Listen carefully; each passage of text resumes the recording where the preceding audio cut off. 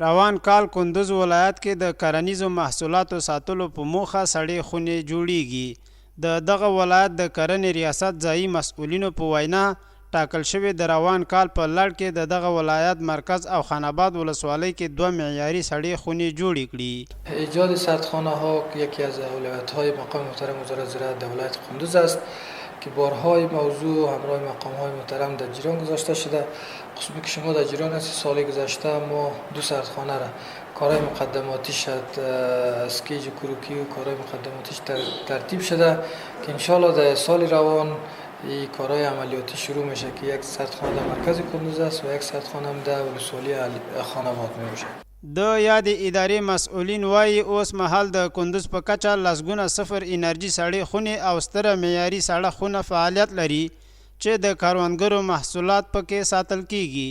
در قسمت ایجاد سردخانه از طرف سکتور خصوصی نیز هماهنگی صورت گرفته.